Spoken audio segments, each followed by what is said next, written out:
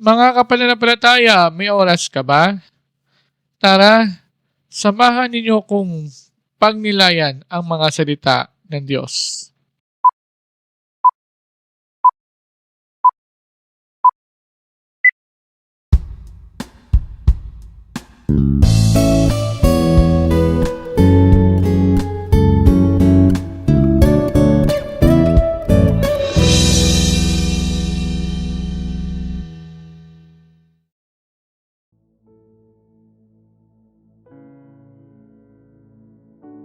Ang mabuting balita ng Panginoon ayon kay San Lucas.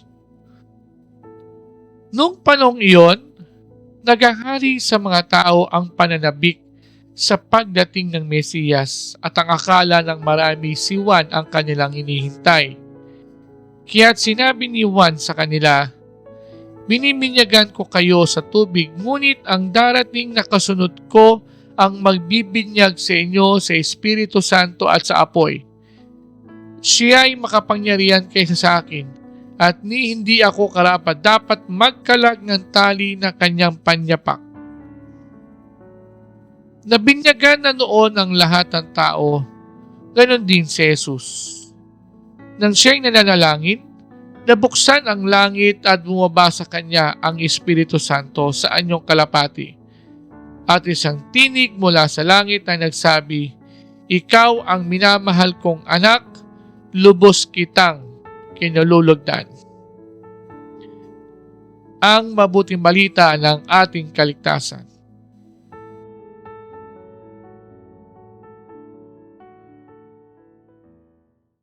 Nabinyagan ka na ba? Mga kapananampalataya, ipinagdiriwang natin ngayon ang kapistahan ng pagbibinyag kay Jesus. Sa susunod na linggo ay papasok na tayo sa mga ordinaryong panahon ng ating simbahan. Kung ating pong titignan ang katuruan ng ating simbahan, ang binyag ay isang sakramento ng paglilinis ng ating kasalanan. Anong kasalanan nito? Ito ay ang kasalanang mana o original sin. Ito yung kasalanan na namana natin mula sa ating mga unang magulang na sina Adan at Eva. Kung ganon, bakit nagpabinyag si Jesus? Hindi siya katulad ng isang tao. Hindi natin siya katulad na tayo ay makasalanan. Siya ay anak ng Diyos, kung ating maalala. Siya ay Diyos. Subalit, mas pinili niyang humilera sa mga makasalanan upang maunawaan niya at mayakap niya ang mga makasalanan. Muwaba siya sa mga makasalanan upang magawa niya ang kanyang misyon na mailigtas ang mga makasalanan. Sa pagpipinyag sa kanya ni Juan Bautista, 3 bagay ang nangyari noon. Una, bumukas ang kalangitan. Pangalawa, bumaba ang Espiritu Santo. Pangatlo, kinulugdan siya ng Ama. Kung tayo ay binyagan, ang mga ito ay naganap din sa ating mga buhay. Isa sa mga katuroan ng ating simbahan ay kapag tayo ay bininyagan, tayo ay napapabilang sa mga pinaghaharian ng Diyos. Nagiging miyembro tayo ng pamilya ng Diyos. Kaya nga ang madalas na pagbati sa mga bininyagan ay "Welcome to the Christian world."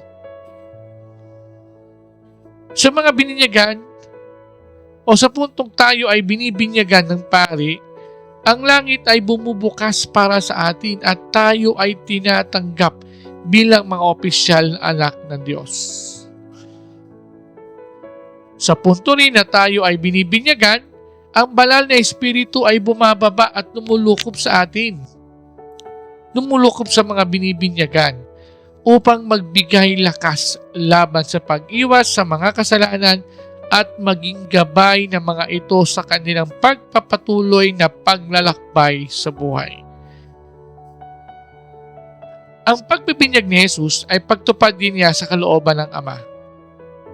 Kaya nga, siya ay lubusang kinulugdan ng Ama. Narinig natin ito sa ating ebanghelyo nung sinabi ng Ama na ito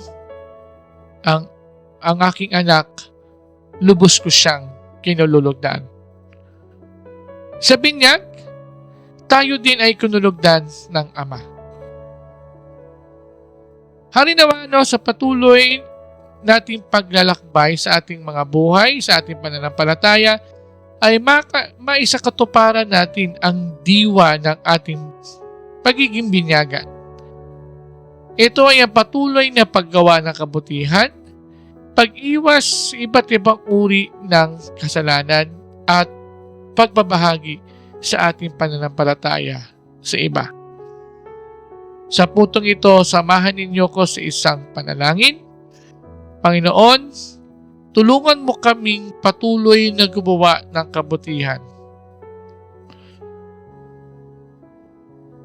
Tulungan mo rin po kami na patuloy na makaiwas sa paggawa ng kasalanan. Gabayan mo po kami upang katulad mo ay kalugdan din kami ng Ama sa lahat ng pagkakataon. Amen.